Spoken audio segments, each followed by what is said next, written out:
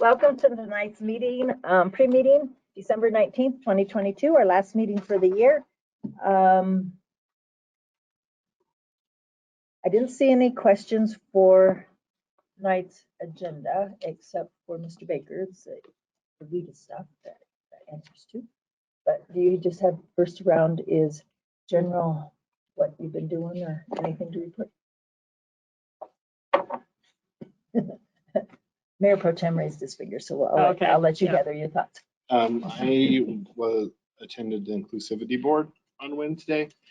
A few things, they adopted a statement about the Club Q shooting that I anticipate will be sent over to us. I saw original draft. I didn't see the one that they actually approved. Then the other thing that they had a council person or the mayor pro tem from Aurora joined to talk about diapers and feminine products being excluded from sales tax. And so he shared what kind of what they had went through in order to do that. I don't remember the dollar amount, but it would be different for us, obviously, because I think their sales tax is something like 3.2%. So that is something that I think that they're interested in us looking at. I don't know if they're planning on bringing a formal proposal or what. I know that I provided to them the list of items. This had come up probably, I want to say it was almost a year ago. But Barbara had given me a list of, or given me the link to what was excluded already. So I provided that to them so that they could look over what we already exclude from sales tax. So I don't know if that's something we would want to preemptively provide some numbers, just because I know that they're going to be asking for it. And I just will share some of the things that the Mayor Pro Tem Aurora shared. There was a lot of discussions about where do you draw the line and what is appropriate versus what's not appropriate. You know, and I didn't really engage in the discussion. I just listened to theirs and reported back, and we'll see, you know, what else they, you know, bring forward with it. And the only other thing I wanted to bring up to you guys is I had worked with Justin Davis and Cody to make sure that there was a certificate given to Bev Bishop. She was one of the founding members of the group, and this was her last meeting, and so we thought it was appropriate to acknowledge her service. So that was it for me.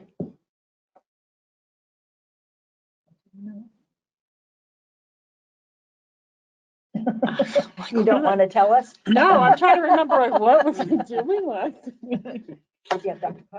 No, that's this week, and it's more of a perfunctory meeting just to opt out of family for Dr. Cog, and so it's pretty uneventful.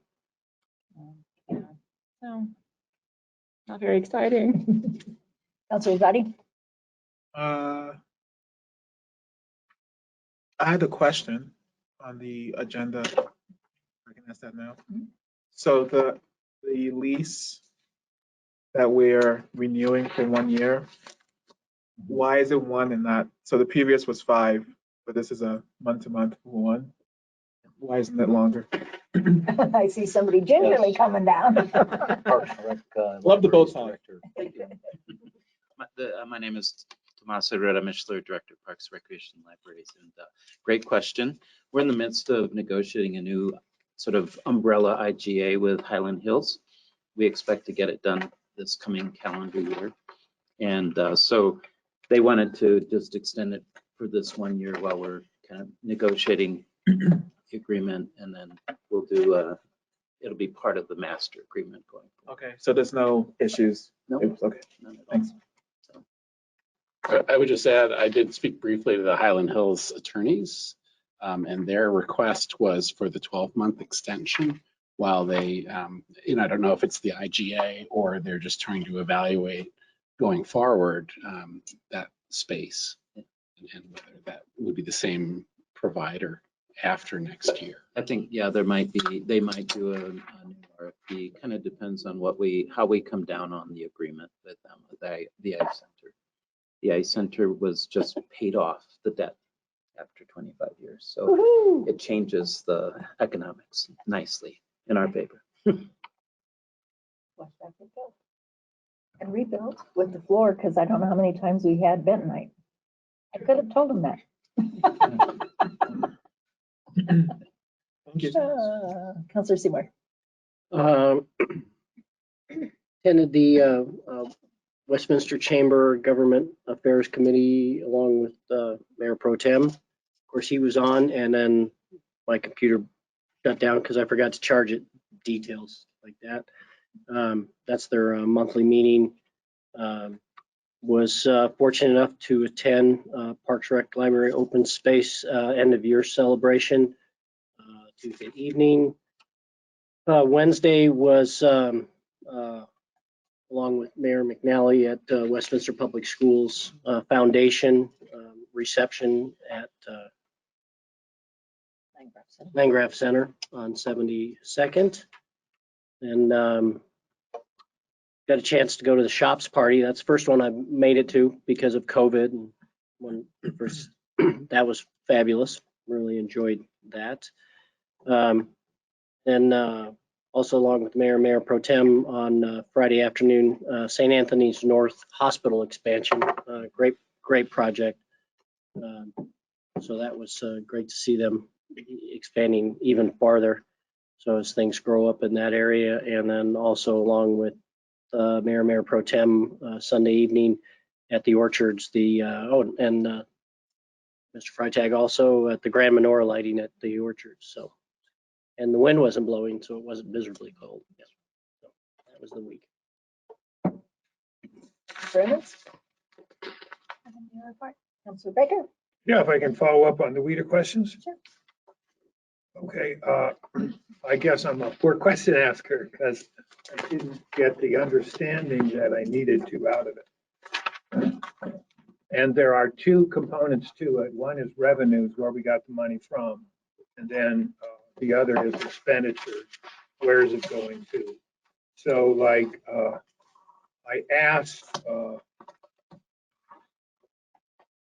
how much is the current balance on the GCIF fund? Let me first address the councilor's question, Mr. Freitag, if I may. Larry Dorr, Chief Financial Officer and Deputy City Manager. Thank you. We have before you tonight this resolution action that will bring an omnibus number of activities for the Westminster Economic Development Authority. And I'm also joined here by Director of Economic Development, Lindsay Kimball, and her team, who can answer additional questions.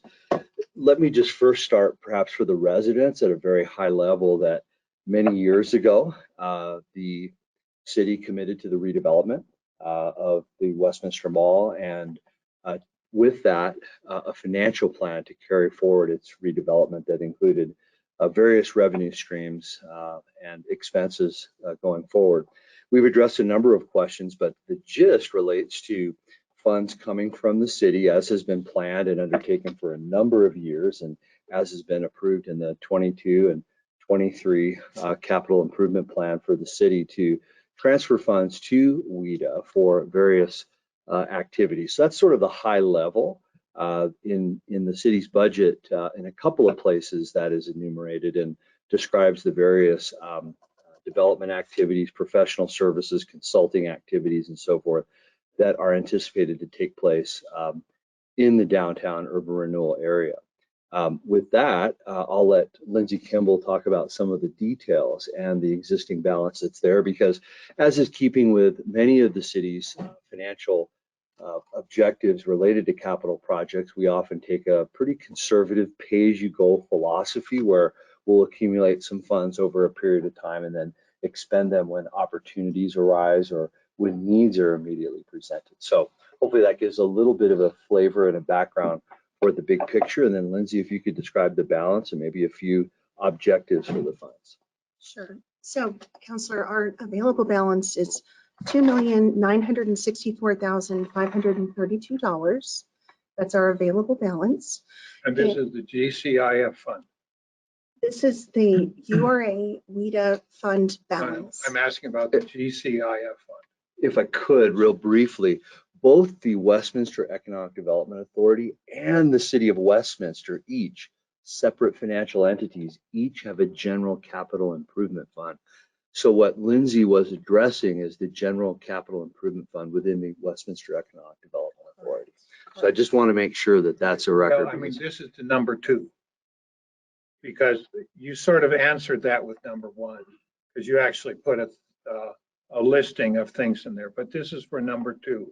So this is the GCIF fund for the city. Oh, I beg your pardon. I don't have that number right at hand, so we'd have to follow up. But the general capital improvement fund of the city would have a substantially larger fund balance and is accumulating cash on hand for projects that are anticipated to be a number of years in the future. I can say that for the replacement of the Westminster Municipal Court, there are more than $1 million on hand for pay-as-you-go type projects, and all of the very substantial projects citywide, funds set aside for street maintenance and repairs and so forth. So I beg your pardon, I didn't understand that that was the question, because this primarily relates to the Westminster Economic Development Authority. But we can follow up with that. But it says that the city's general capital improvement fund, which should be in the neighborhood of what, 30, $40 million?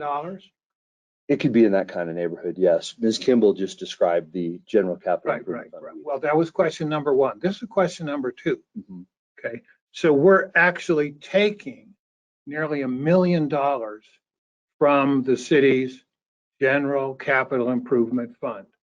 And this is money that was really collected 2/3 by sales tax and 1/3 by all the rest of the taxes, and money we put aside in this savings account that we call GCIF. Well, the GCIF is funded with annual recurring monies that come Which are from those sales sources, tax and from all of those sources you just described. And then, yes, for a number of years, the city's general capital improvement fund has transferred recurring funds. The 22 budget calls for $475,000. The 23 budget calls for an additional $475,000. That combined is the $950,000 that's a part of this action of the WIDA tonight. We're just kind of taking care of the 2 calendar years at once. And then the project that's described in the capital improvement plan in the city's budget sets forth that would continue on out into the future for the full period of the capital improvement plan. That's set forth, and there's a description on page 243 of the city's budget.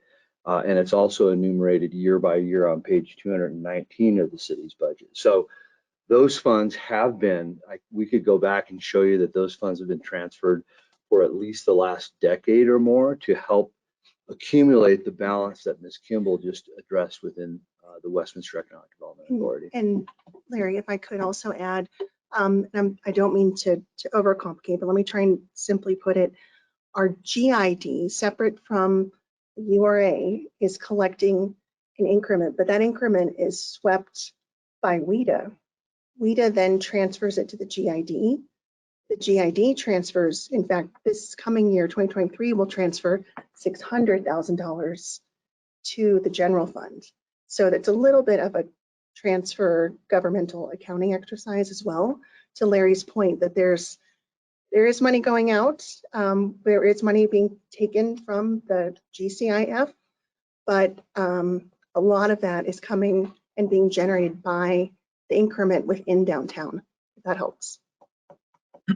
well, I mean, that's what I'm trying to get a handle on. Yes. Is we seem to be transferring money back and forth, and I really don't have an understanding of what's going on with that.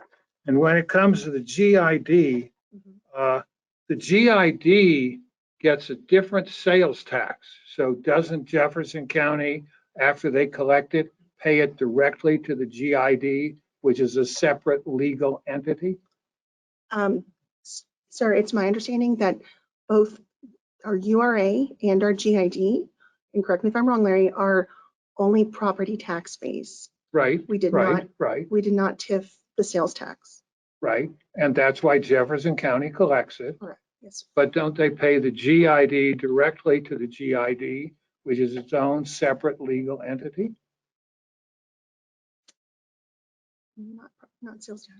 Maybe we're not connecting here, but all of this is. GID is the General Improvement District, Mhm. and it's a separate legal taxing authority. Property Property tax. tax, right, Mhm. Yeah, right. So Jefferson County collects it the property tax. with the treasurer, Yes. and then he takes a small portion of it and turns the rest over. Doesn't he pay that to the GID? Yes. Yes. That's what we were Yes. just Yes, sir. describing. Okay. So then when we talk about on the property tax increment, when it goes, the current budget is 445,000 and the change is 475,000. This came from where? Where did the 475,000 more than what we budgeted for? I'm looking to the actual item on the WIDA, getting those numbers. Yes. And I didn't ask this in my questions, the 5 questions I asked. Yeah, hold just one second. Sure. I think that's the third underline, and I'm going to ask Vicki Adams to join me down at the table just to make sure that I get this correct. But yes, this is under Westminster Center Urban Reinvestment Plan area, and the increment relative to the GID. And what that involves is, if I have this correct, and Vicki will be joining me in just a minute, but when the GID was established, I thought this was a TIF. No, this is sort of the base imposition of the tax that the General Improvement District imposed. The idea is that then its increment is being captured by WIDA, but then transfers back to the GID for its various purposes, some of which include reimbursing the city for its various investments. Vicki, do you want to add to that? Did I generally get that correct? I believe Jefferson County will give the GID the base property tax. Anything above that goes to the URA. And then we have an agreement in the URA with the GID to give those property taxes back to the GID. Does that help? Okay, I'm looking at line 4 on the WIDA sheet.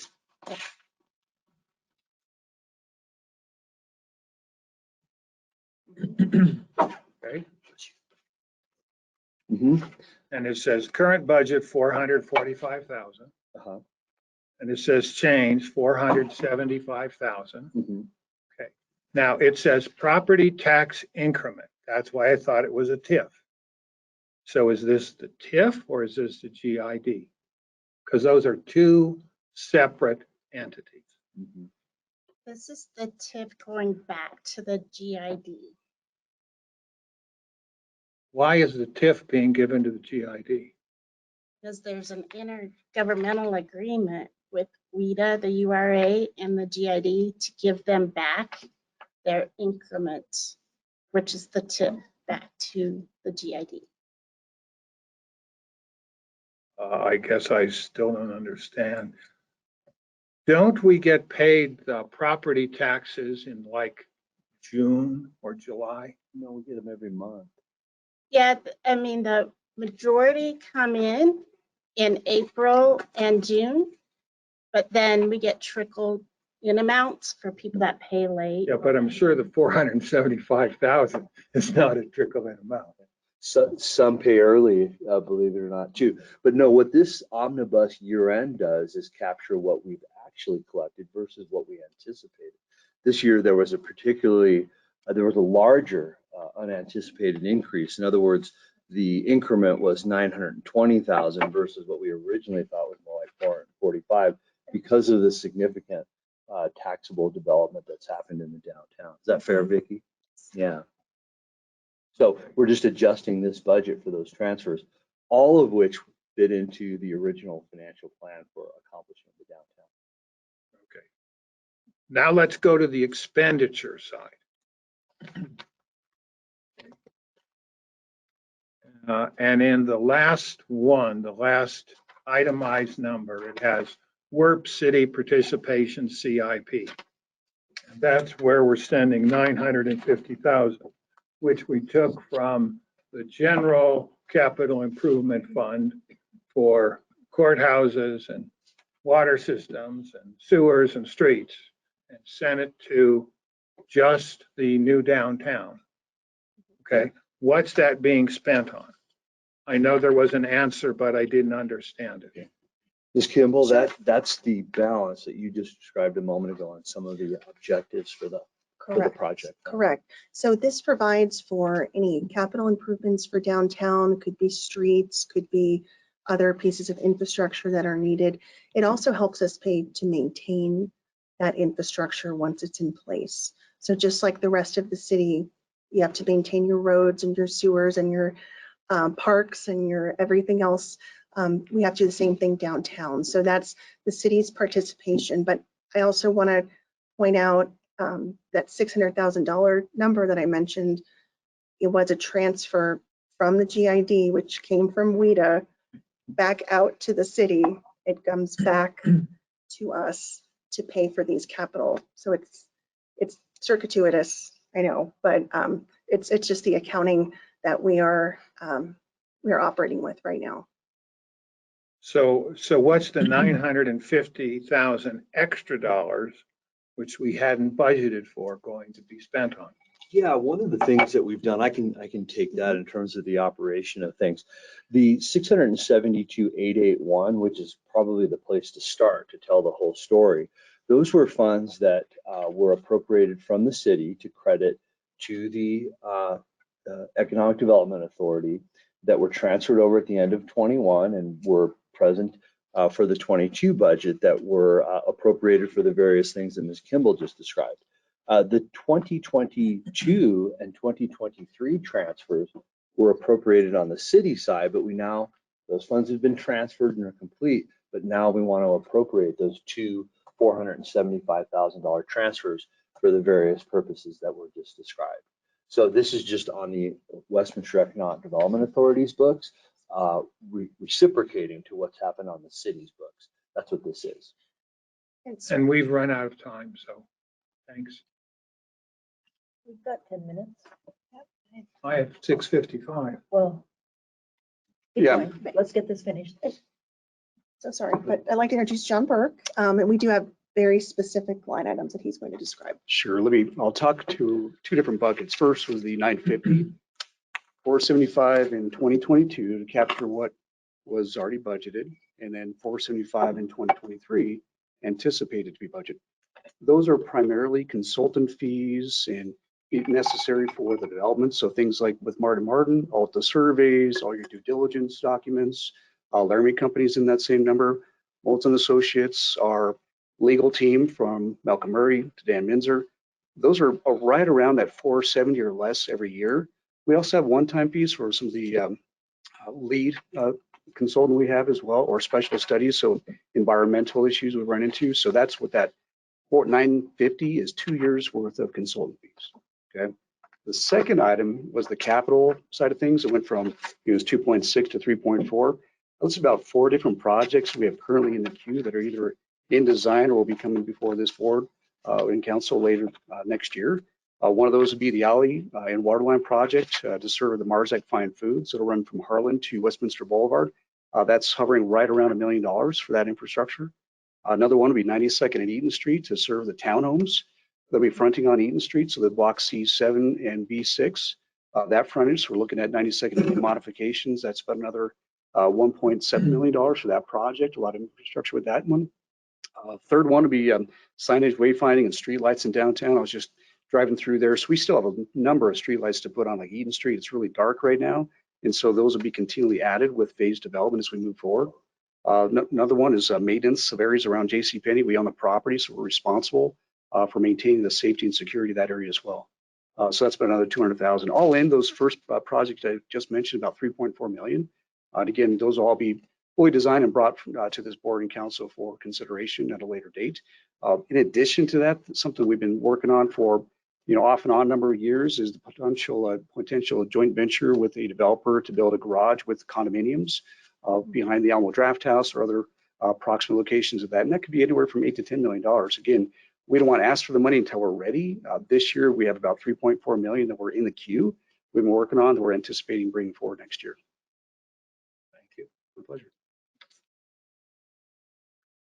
I went to several meetings last week, and Saturday night, city manager and I went to the Armory in Brighton to the Nepali cultural diversity event, and it was wonderful. We got to meet some of the mayors from around the area, but I need to get my notes out. I soon will be off of the stove so that I can get to the computer to write my notes up. It's just that NADA, you just need to understand, like with the EIA that's coming out for 270, because the government wants more of an assessment. The bridge is bad. It's worse than an F, and so it has to be replaced. And if they replace it, they have to do it as is. So that makes no sense. That's stupid. We know it needs to be bigger. So there's just so many issues. I have all those notes. I promise I'll write you so that you know what's happening with CDOT and the craziness going on, and red tape and all of the fun stuff. Is that, excuse me, is that the bridge at Vasquez? Yeah. Yeah. So What a mess. yeah. So and we were gearing up, getting ready to go when we go in February. These are the kinds of things that we need to tell our representatives. Don't waste money. Let's use money efficiently. And so I know we need to go, but I promise I will get that done before Christmas. Okay.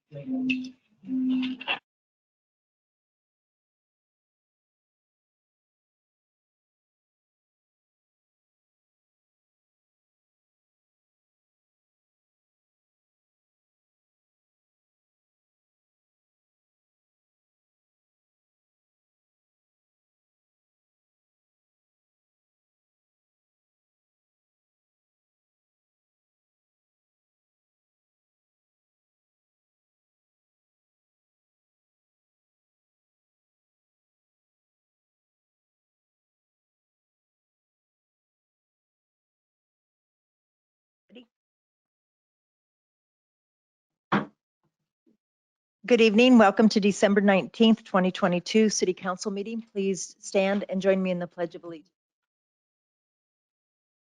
Pledge allegiance to the flag of the United States of America and to the republic for which it stands, one nation, under God, indivisible, with liberty and justice for all. Roll call, please. Counselor Baker. Here. Mayor Pro Tem Demott. Present. Counselor Emmons. Present. Counselor Azadi. Here. Mayor McNally. Here. Counselor Nermella. Here. And Counselor Seymour. Here.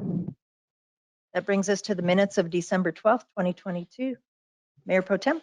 Thank you, Mayor. I move to approve the minutes of the December 12th, 2022 meeting as presented. Counselor Emmons. Second. It's been moved and seconded to approve the minutes of December 12th, 2022. Are there any further comments or changes? All those in favor say aye. Aye. All those opposed? Motion carries. That brings us to public comment.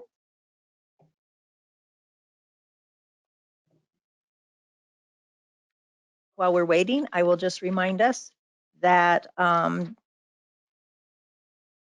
people do have 5 minutes. At the end of that, I would remind you gently that your time is up. Disruptions are prohibited. Threats and intimidations are prohibited. Signs are prohibited. We like to maintain a fire code of occupancy and limits for safe exit. And during a council meeting, members shall endeavor to refrain from their electronic communications on subjects at the meeting. And double check. Also, because the acoustics in this room, if you want to whisper, talk, or whatever, please go outside the doors and have your conversations. My commercial's over. Thank you. We have no one to speak live, but we do have one voicemail. Okay.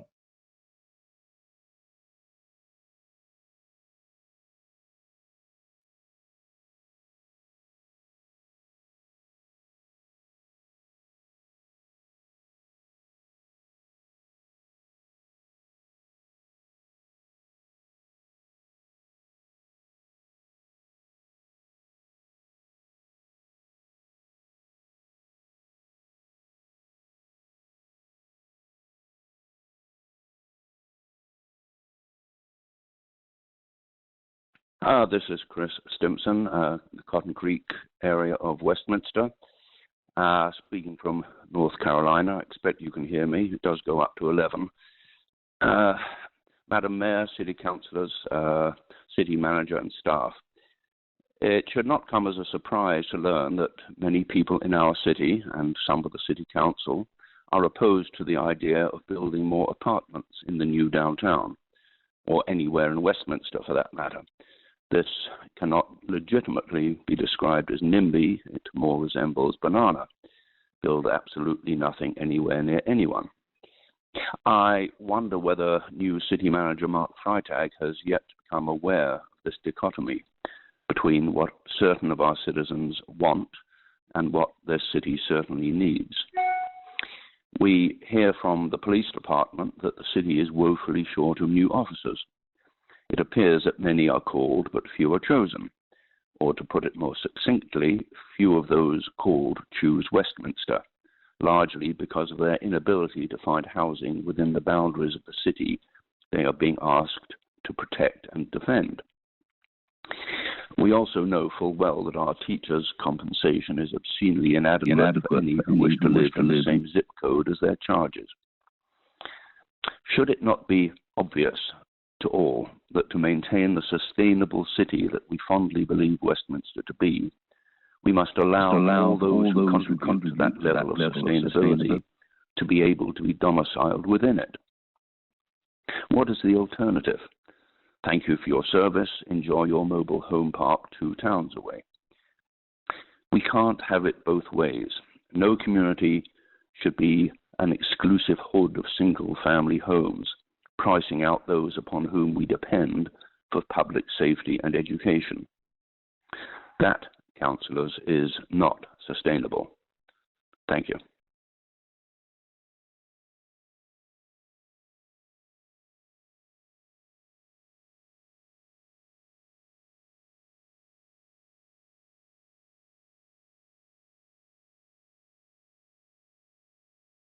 Seeing no one, that brings us to City Manager Freitag's presentation. Good evening, Mayor, Mayor Pro Tem, and councilors, members of the community that have joined us this evening, and anybody who might be watching online. We'll go ahead and begin with a few slides just to spin everybody up on what's going on in the city. So first thing there is the 2021 Community Development Block Grant Annual Performance Evaluation Report. It's a mouthful. But it is now posted for review. And so if anybody in the community would like to review that document, you're welcome to do so. It's at westminstereconomicdevelopment.org. And so that is up there on the city's website under economic development. The other thing, you'll see a little map off to the right with some color shading. What that is the city contracted with an organization to help us identify areas within Westminster which frankly don't have a lot of trees. And so if we're going to focus on planting trees within our community, where should those areas be? That map to the right is essentially a graphical depiction of where we have fewer trees, lighter shades, fewer trees, darker shades, well forested at this point. And so we do have that information, and that will then help to promote and schedule our tree planting program as we move into the out years. Next thing on homelessness, as we get ready for our cold stint that's coming up here Wednesday night into Thursday, just want to remind the community that we do have city navigators. They are out there right now issuing hotel vouchers. Our public safety personnel are distributing cold weather gear to anybody who might be out, along with some supplies. And our parks rangers continue to conduct wellness checks on those folks who choose to remain outdoors. But we remained actively engaged in attempting to assist our homeless population across the city, and just wanted to make sure everybody was kind of tracking on some of those efforts. Next slide. Wanted to talk about a Westy win, and so Sherry Spotke from the JPD wins the PIO Moment of Excellence Award. And so the Emergency Services Public Information Officers of Colorado, they recognized investigator Spotke for the PIO Moment of Excellence Award. And this award was awarded specifically for outstanding work, where she is supporting her peers when tragedy strikes. There is a write-up there. Thought it was very appropriate to include that, but always the first one to show up to assist. Her experience is well respected throughout Colorado, and her peers wanted to show their appreciation for her professionalism and dedication. We're lucky to have her and her agency to allow her to embed herself with those of us in need. That's from the board. And so just another testament to the great team members that we have on the city staff, and in specific within the Westminster Police Department. So wanted to recognize her as a Westy win this evening. Next slide. Some things to know. It's a quiet week generally, so special permits and license board meeting goes this Wednesday, the 21st, from 7 to 8:30 p.m. right here at City Council Chambers. Environmental Advisory Board goes Wednesday the following week, December 28th, from 6:30 to 8 p.m. City Hall CMO Conference Room. For the community, this is important, a free fitness week, so January 1st through the 7th of the new year. So our recreation centers will provide free fitness. cityofwestminster.us/free fitness week for more details. So nice thing for folks to take advantage of, especially in light of all of the New Year's resolutions that will come out the night of the 31st and early morning the 1st. Our next city council meeting is a study session, and it's on Monday, January 9th at 6:30 here. And that's because January 2nd is a city holiday in recognition of January 1st. Next slide. And I did want to highlight the holiday closures that are upcoming. So Saturday, Christmas Eve, December 24th. So all of our recreation centers will close at 3 p.m. Stanley Lake Regional Park will close at 5:30 p.m. Libraries are closed that day. Christmas Day, Sunday the 25th, all city facilities are closed. And then on Monday, City Hall will observe that Christmas Day break. So City Hall will be closed on the 26th. New Year's Eve, December 31st, all recreation centers are closed at 3 p.m. Stanley Lake Regional Park closes at 5:30 p.m. Libraries remain closed that day. And then New Year's Day, January 1st, it's a Sunday. City Park Fitness Center, Westview Recreation Center, and the Swim and Fit are open, but it's limited hours. City Park Recreation and Westminster Sports Center are closed. And then Stanley Lake Regional Park main gates are closed. There is free parking lots are open. Libraries remain closed. And then City Hall again will observe Monday, the 2nd of January as the New Year's holiday. So next slide. And then as we wrap up, I want to wish everybody a very, very happy holidays and a wonderful 2023. Look forward to seeing you at that next meeting, January 9th, if not before. We are interested in you contacting us. And so if you want to give us a call, please call us at 303-658-2006. You can email me directly at mfreitag@cityofwestminster.us. You can follow us on Twitter, like us on Facebook, check us out on Instagram, or connect with us on Nextdoor. There you go. Always forget that one. But at any rate, that's all I have there. Pending any questions. And then next slide. There is an information only item for the council's information on the dog licensing program. If there are any questions, we're happy to answer those also. Any questions, that's all I have this evening. Thank you. Any questions? Councilor Novella? Just made me think of when are we thinking of having another council outreach event? Is that going to be? That's a very good question. And I don't know what a council outreach event is. I'm still learning. So that's new to me. Let me look to the audience and see if anybody is looking like they're raising their hand. Like a town Mayor? hall. Normally, Oh. we as a council need to discuss that, and a great thing we have a study session coming up the 9th. We can certainly put that on the agenda and start looking at it. Okay. I had the same thought. Yeah. Any other questions? Perfect. Thank you. And council comments, anyone? Councilor Izadi? Thank you, Mayor. Just wanted to wish everyone a happy holiday, Merry Christmas, whatever you do celebrate.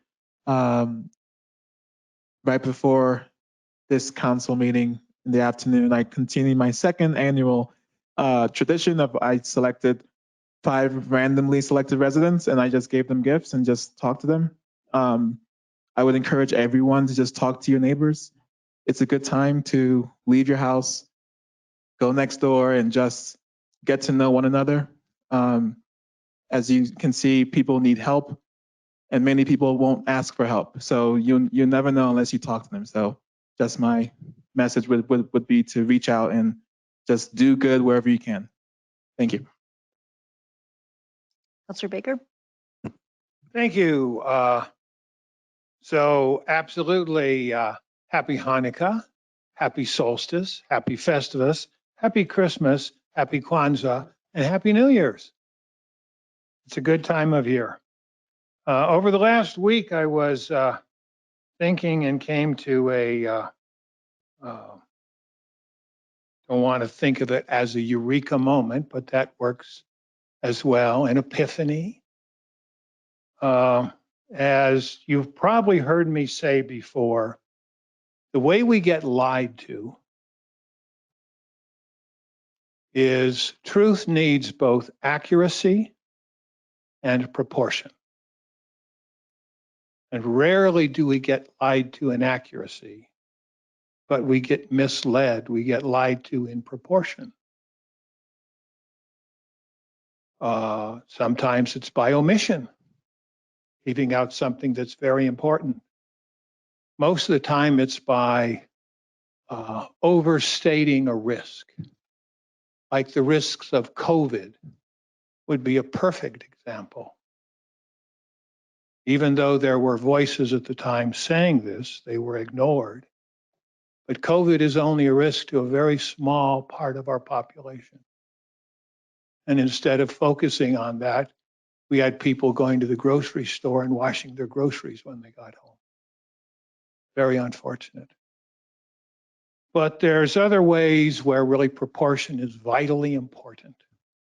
That's what occurred to me this last week.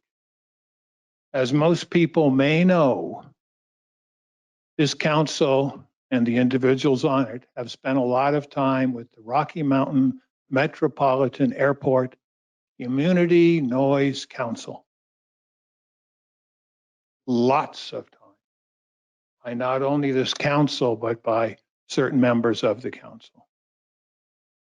And even if this council chose to contribute, we're only talking about $10,000 or $12,000.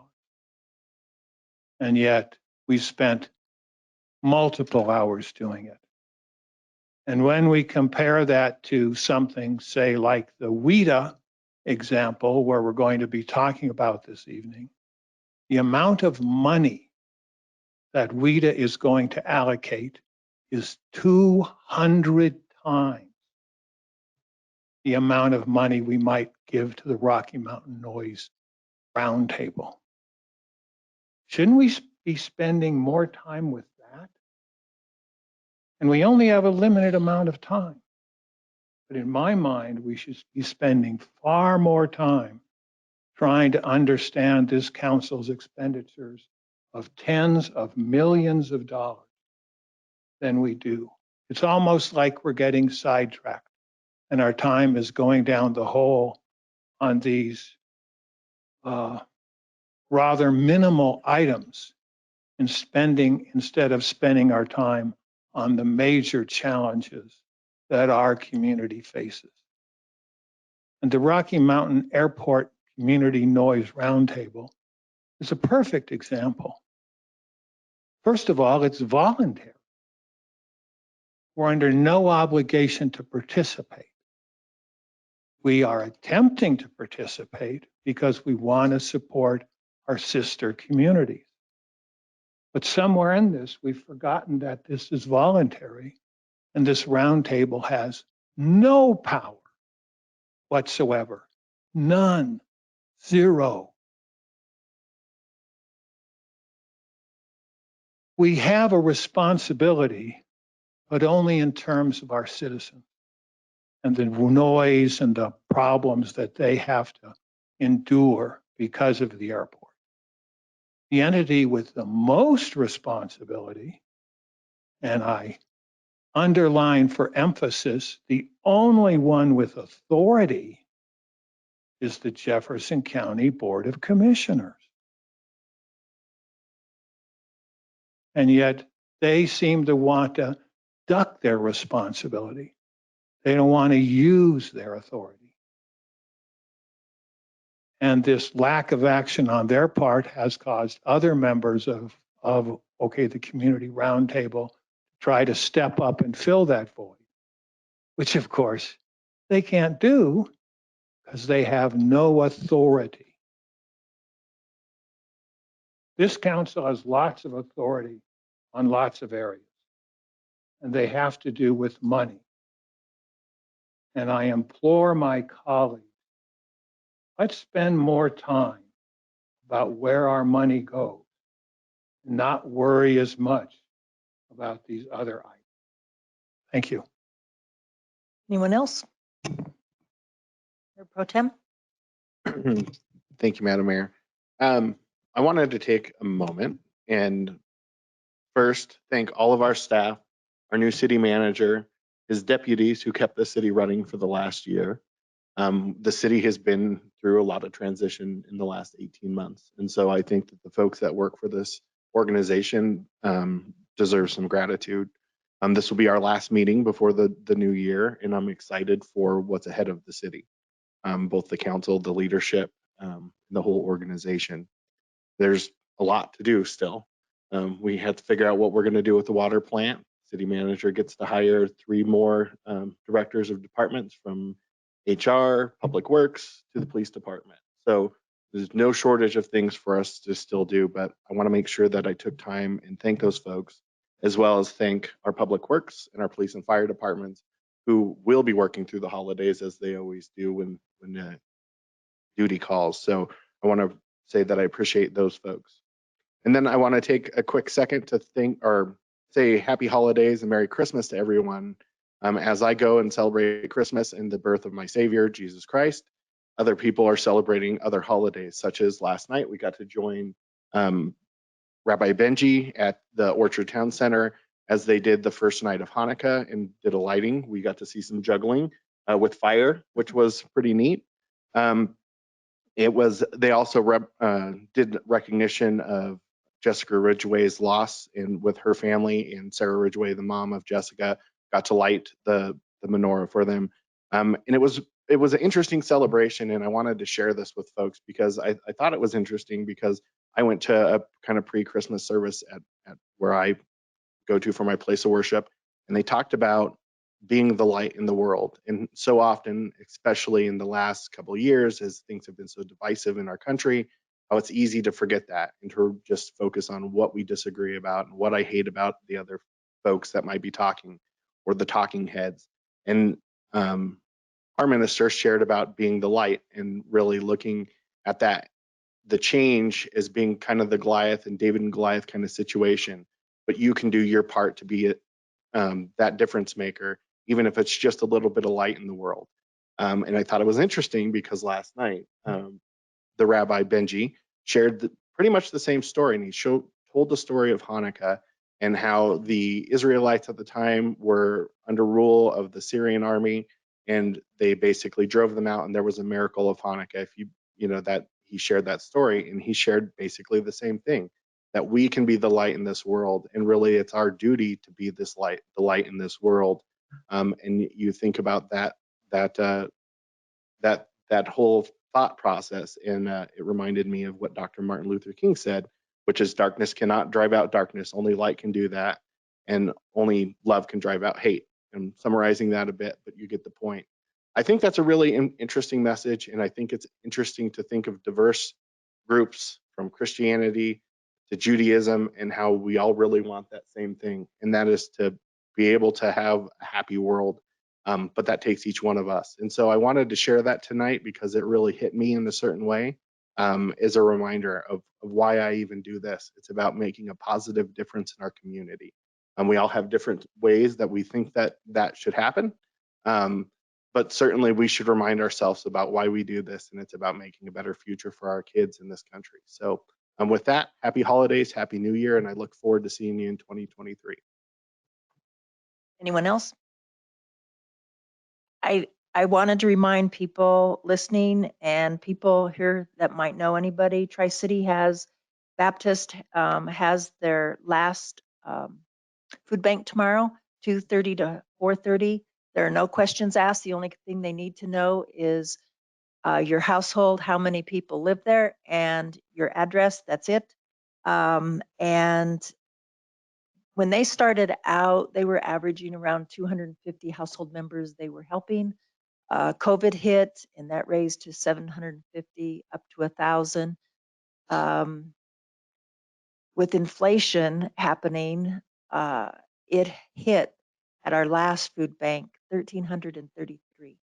So I knew they're having trouble getting certain things. So I called up and asked, because I always, this time of year, for me, I want to always give the eggs, the flour, the sugar, so people can bake.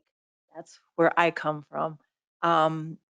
But they said they needed the canned goods, and to the fire department, they gave, with their gathering that they just had, they gave a lot of canned goods to them, and they are so very thankful. But it was cereal, if I could get any eggs, and I found 12 dozen eggs that I could get for them today. That was it. And what was the pasta and canned goods. So my back of my car looked crazy, and Target, because Target gives to them, if they have something that's going to expire, they do have freezers, so they're able to take it so that people do get meat. And so when I go to do it, I always tell the Target folks, I'm here giving to a food bank because you give to them, and it's a full circle, so I can spend my money here, and you keep going because you keep giving. And because the person that always fills my trunk and comes out, I pre-order it.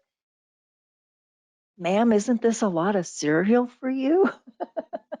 So I tell the story, and he always goes, wow. So it's helping everybody know the story. But tomorrow is the last day for this year, and then they'll start up in January again.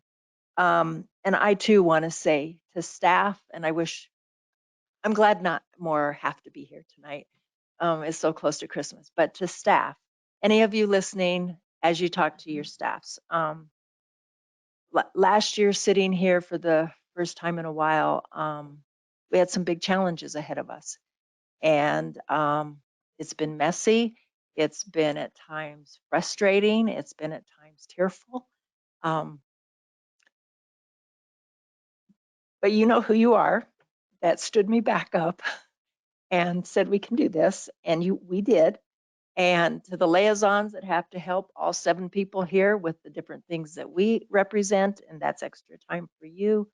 Just all of you in every single way have done something to make us today successful.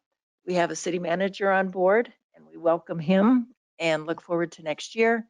And great things ahead. I will be happy when we can talk water stuff and share with public where we've been over this last year, because a lot of ground has been covered in a year. But alls I hope for each and every one of you is you enjoy your families, friends, food, laughter, take some time to relax. Even my husband said Sunday night, "Do you realize you haven't done anything today? I've seen you sit." So to all of us, take time to renew, and it'll be good to be back January 9th. But Miss Abby, I think that maybe you'll have to call us, because after 2 weeks, we might forget to come back. So Merry Christmas and Happy Hanukkah to everyone. And with that, do we have a motion for Councilor's Bill 63? Mayor Pro Tem?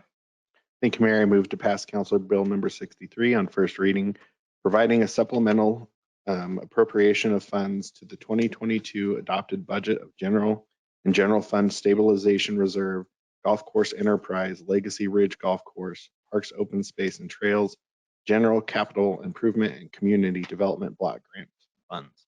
Councilor Emmons?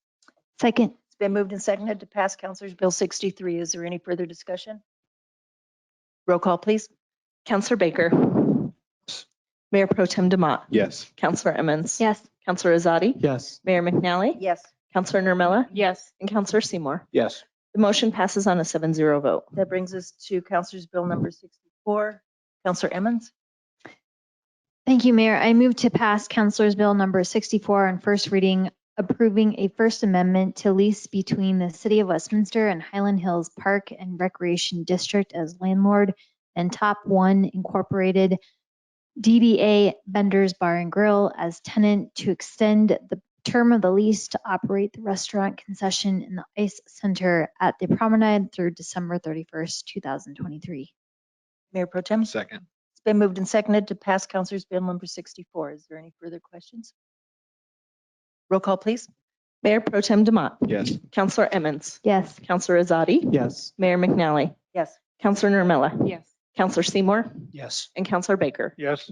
The motion passes on a 7-0 vote. Mr. Frankel, do we have reason for executive session at the conclusion of the WIDA meeting? We do, Mayor, and prior to adjourning as council and going into the WIDA agenda tonight, I would ask that council consider a proposed executive session to have a discussion of a personnel matter, the discussion of the 2023 goals specific to the city manager, city attorney, and presiding judge pursuant to Westminster Municipal Code, Section 111.3C1 and Colorado Revised Statute 246402 4F1. I will go down the line asking if council concurs that we should go into executive session. Councilor Izadi? Yes. Councilor Namella? Yes. Mayor Pro Tem? Yes. Mayor McNally, yes. Councilor Emmons? Yes. Councilor Seymour? Yes. Councilor Baker? Yes. Okay, we have consensus that we will go into executive session. It is now 7:31 and I adjourn this meeting and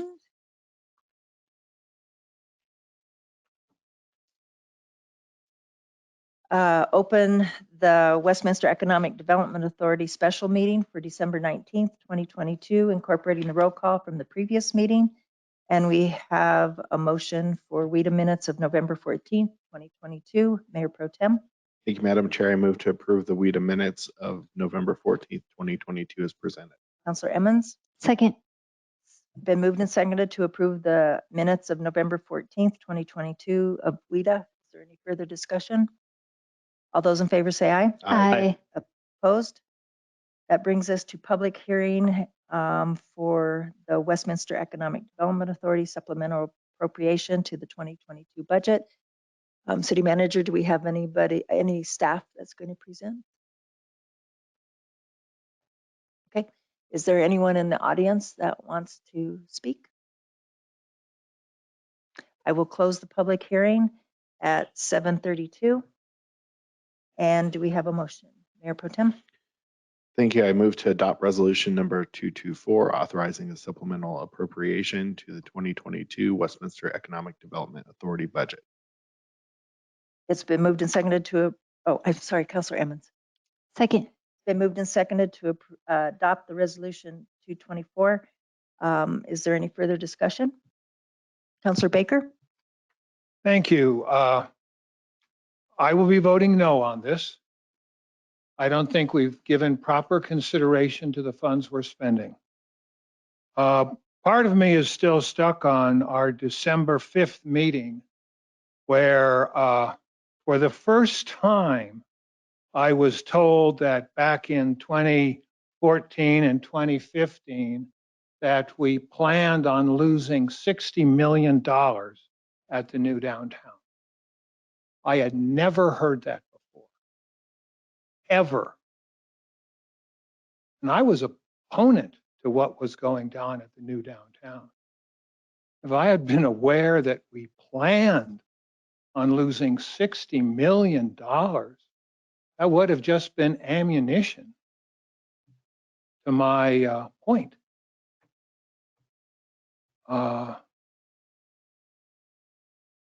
I think this is the elephant in the room or the gorilla in the room or whatever huge animal that we seem to be ignoring.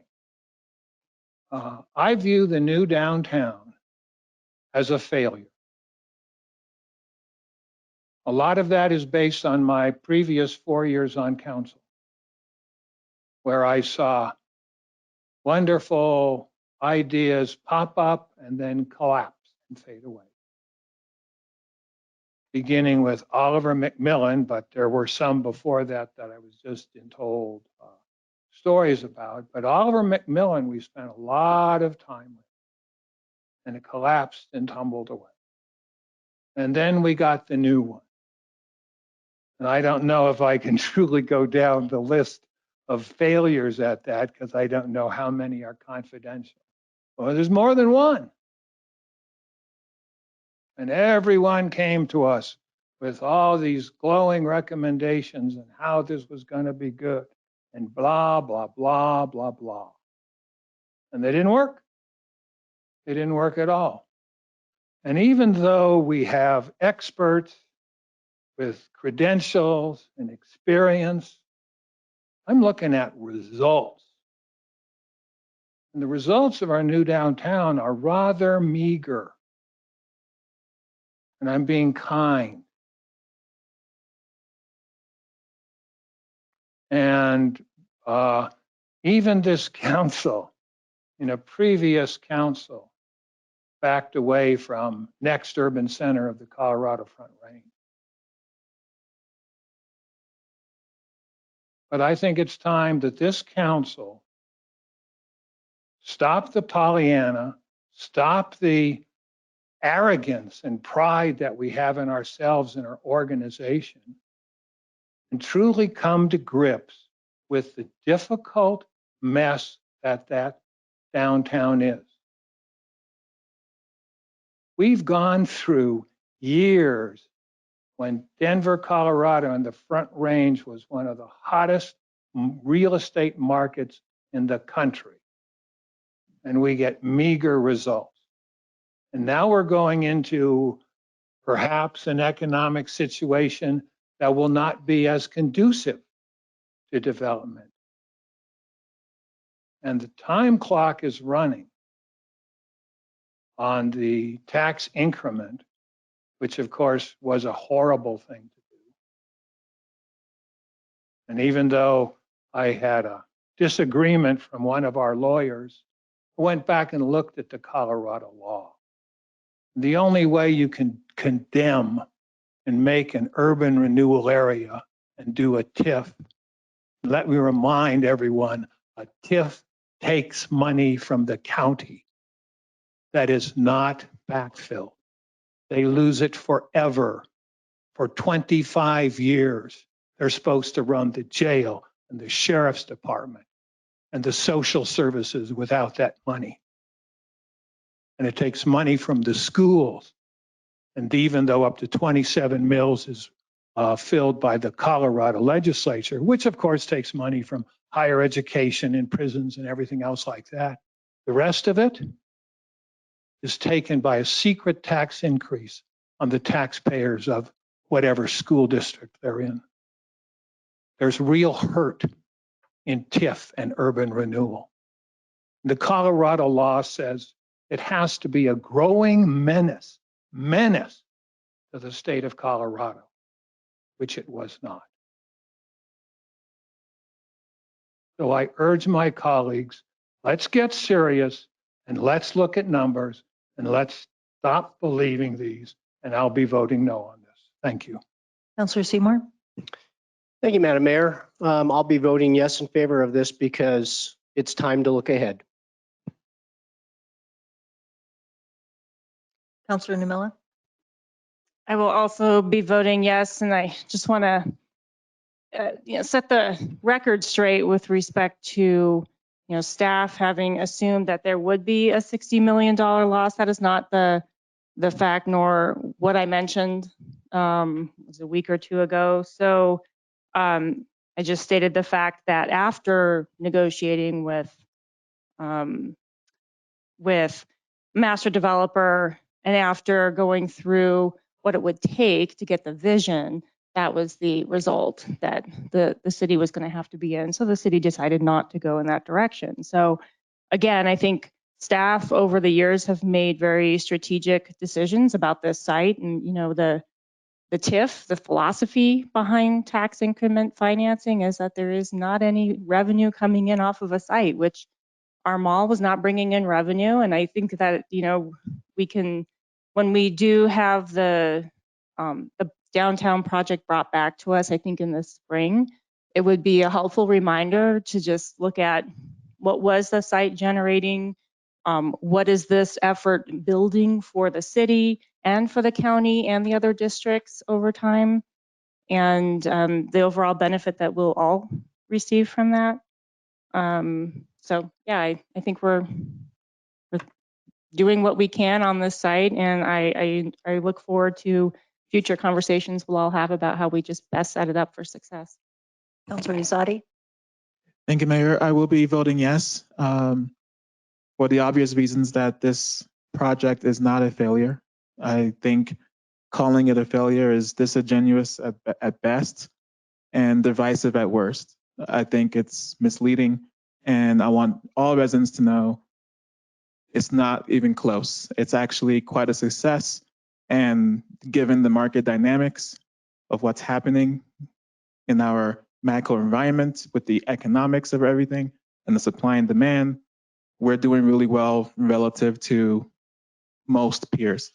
All peers in the state who have a similar project, who are trying to build out a similar type of downtown project. And it is a nationally recognized project, nationally awarded project. So when you hear people say things, I just hope that you all have the wisdom to research on your own, look at the facts, and just continue to engage with us as we learn more and as we build this thing out. Thank you. Mayor Pro Tem? Thank you. A couple of quick comments and why I'm going to be supporting this. I would say an important thing for people to realize, and I know that the mayor knows this because this is where I learned it from. The council, when they decided to do this, and the city management at the time was very forward thinking in the way that they diversified our tax base, that beforehand was heavily dependent upon that mall. And the city was smart in realizing that that mall goes away. We have a big problem if we do not diversify our tax base. So you can look around the city from things to Walmart and other commerce centers that we do business at and buy goods that also supply the vital tax revenue for us to have police officers, firefighters, public works, streets, all the things that we need. The other thing I would mention, because I think it's relevant, is a dead mall provides no tax revenue. So nobody gets any tax revenue out of that. Not the schools, not the city, not the county, nobody. So the other piece of that was the city was forward thinking that that did not have to be redeveloped and it could sit as dirt for many decades and the city wouldn't be hurt. And that was the plan, not because they wanted to leave it as dirt, but because they wanted to not have to depend on it. So with that being said, they went through multiple iterations, and I agree it's time to look forward from where we are. One thing that I think that we should be realistic as a council about going into the new year is we should listen to the residents as we approve anything that is developed in the downtown. And at some point, we need to stop looking at it as just one development. It is now multiple living blocks that are all each being developed independently of each other. And, you know, what gets put on the rest of those blocks depends on what council approves that sits at these seats. So I think that's an important thing that we need to realize. And like or love some of the past decisions, I could go both ways on many of them, but I wasn't there for all of them, so I'm not going to throw stones. I do also want to be realistic that over the last 4 years, things were really going well for a couple of years, and then COVID hit. And whether you can have whatever opinions you want, but the reality is many things got shut down, and development in that area and everywhere else got put to a standstill. So it's really hard for me to judge everything that might have failed over the last couple of years based off of that, because we don't know what happened if we never had to deal with that. So important things for the public to understand as we continue this conversation into the future. Roll call, please. Board Member Baker. No. Board Vice Chair Demott. Yes. Board Member Emmons. Yes. Board Member Azadi. Yes. Chairperson McNally. Yes. Board Member Nirmela. Yes. And Board Member Seymour. Yes. The motion passes on a 6-1 vote. It is 7:44 and we will close this meeting and go to our post meeting with an executive session. Merry Christmas and Happy Hanukkah.